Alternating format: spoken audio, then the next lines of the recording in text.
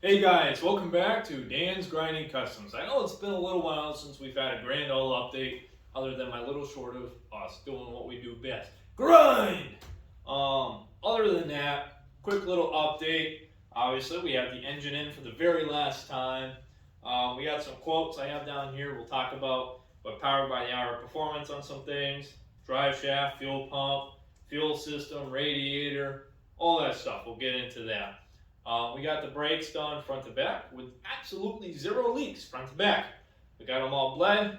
We replaced the bleeders and all that. So everything worked out very nicely there with no leaks. So I'm pretty happy with that. As you can see over here, we have the truck bed on. We're running into a little fitment issue with the bed. And I'll get into that right now. So with the bed, we had purchased some aftermarket 1980 to 96 rear shackle hangers with a 2-inch drop shackle. We put them in, everything looked great. Problem is, I put the bed on and the shackles want to go through the bed. They're smacking the bed. Well, what the problem is with the aftermarket shackle hanger is the mount point sits way higher than factory, and with that 2 inches and then the 2-inch drop shackle, you're talking over a 4-inch drop, which you can't get away with on this truck. So the way you see it sitting right now is about where it's going to sit, which is just about at the factory ride height in the rear. And thankfully it doesn't look too bad. So I'm going to have to go and purchase the factory rear shackles and shackle hangers and put them on. I might be able to get away with putting the 2-inch drop on there, but I'm not even 100% sure about that. So we'll see how it goes, and we'll let you know on that. But we got everything mounted, we got the brakes done, we got the engine in for the very last time. I started getting my wiring run and all that. So right now, I'm going to bring you guys right under the hood and explain what we have going on. So, alright guys, so what we have going on under the hood is I got all the factory wiring run, headlights run where they're going to be run to. I got my cold air intake off. Got my water neck off. I got all my hoses pulled, and I have my degas bottle fitting pulled off and a heater hose fitting pulled off. So we are deleting the degas bottle, and we're putting in the 1993 factory radiator. We're going to go with the 351 radiator. That way it should be able to work with this engine much better. And as you know, with the factory radiators, you got the pressure release cap up top, so you don't have to have the degas bottle.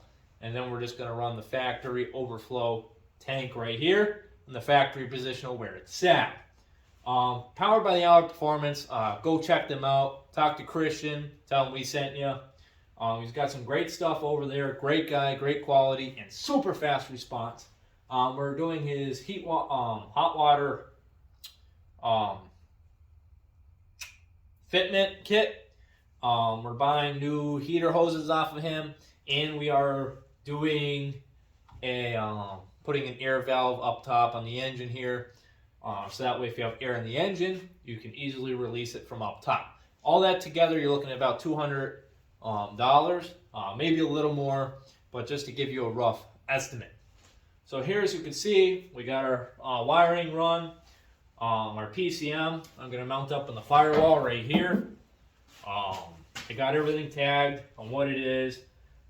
So yeah, for the engine bay and the front suspension, we need the bracket from Andrew Tuning and Performance. Go check them out too, Andrew Peterson. Great guy, great quality work. We are buying his front bracket with the tie rod ends that are drilled and tapped to fit on the Mustang rack and the wiring harness. All together, it's going to be like $800 roughly, I think plus shipping. So not a bad deal. I'd rather go through him mainly due to all the engineering put into the steering, and steering is not one thing you mess with.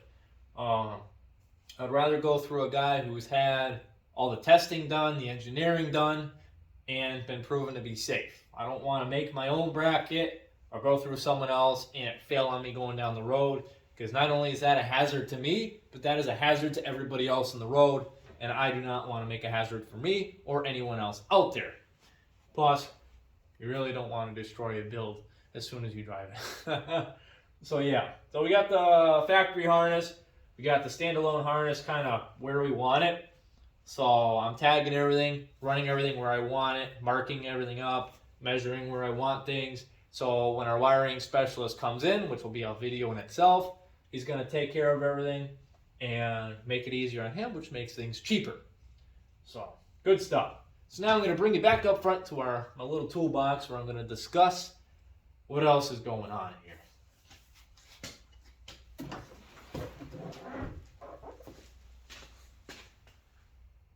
Alright guys, as you can see, and now we're back over on my little workstation on my list. As you can see, the hood's looking a little better. Still needs a little bit of work, but I spent about 8 hours cutting and buffing that hood to make it even shine the least bit. Before, it was like a matte red looking, kind of like this. I took some time and I just put some material to it, broke it all down, got all that overspray off and all the years of just sun or whatever off of it. So yeah, I'm going to try to go through this whole entire truck. I'm really focusing on the roof right now. You know, this paint job was done by my uncle, and I really want to preserve it, especially with the vehicle being in the family for 4 generations. I don't want to strip this and get a new paint job. And it helps keep that sleeper look. Obviously, new windshield's going to be in the works. And yeah, so that's it for about out here. I'm going to bring you right on the interior of the truck and explain what's going on there. So just hold on, brothers. Be right back. Right now. What's going on, brothers? So we're going to bring you in here and what's going on. So in here, we're trying to keep everything factory on the interior. I got all the little screws I was missing. Go check out LMC Truck. They are great for finding all your factory stuff you need and a little bit of aftermarket items. We're able to get all these little screws. We got a new header panel or grill support, whatever you may want to call it. Everything's super affordable. I got my electronic gas pedal, which we're working on fabricating a bracket for because it does not fit down there whatsoever. So we're going to make our own bracket, test it out, make sure it's good and strong. We got a Gen 2 F150 floor shift right here from a 2015 F150 Lariat with the tow mode, sport mode, and manual shift. I got that off of John from Mars Truck and Auto Parts for I think it was like $150 for that, the cable and everything I needed. I got my fuse box right here, as you can see down here. I got my OBD2 plug. I got my ignition run right here. Obviously, I'm going to run this all cleaner. This is just so it's in the cabin. And I'll run this, splice it into my current ignition. And I got my gas pedal plug down there, already run behind the dash, along with my brake pedal. Got that all set up down there. I might be going with 1 gauge setup, which is a super nice setup. It is $750 for the unit itself for the 92 to 97 F series trucks. 97 being the F250, but 92 to 96 for the F1s. Nice setup, $750, all touch screen, really nice setup. Now obviously you can buy all your sensors you want and that'll keep on going up in price. But the most responsive people I've ever met, go check out JMR Rebuilders video. They do an install video on the 1 gauge and give their review as well. So feel free to send them a message and tell them we sent you.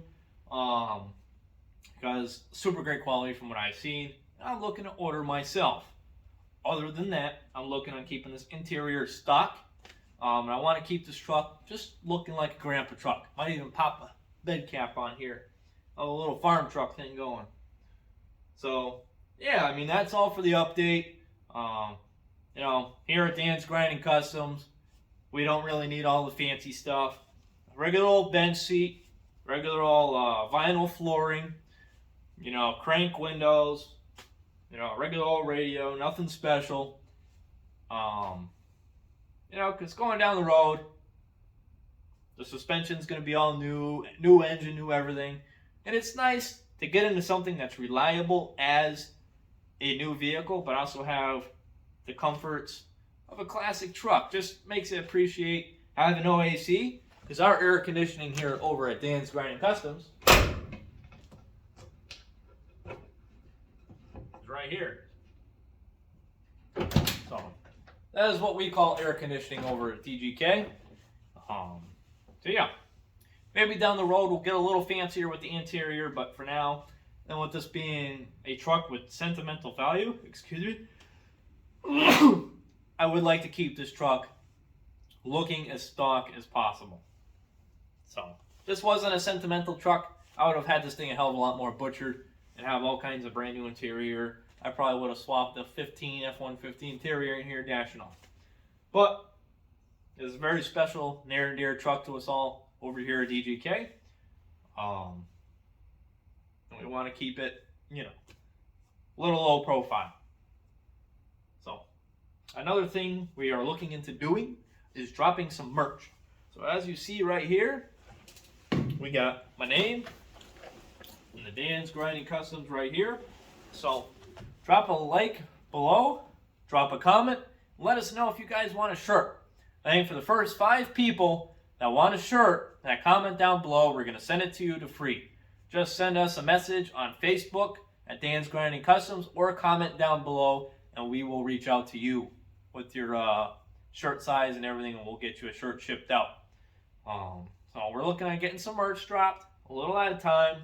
You know, we're still growing, but if you guys are interested, we will start doing a little bit of merch here and there. We're not going to go full crazy yet as we're still growing, but just a little something for y'all to say thank you for liking and subscribing to our channel and following through this build.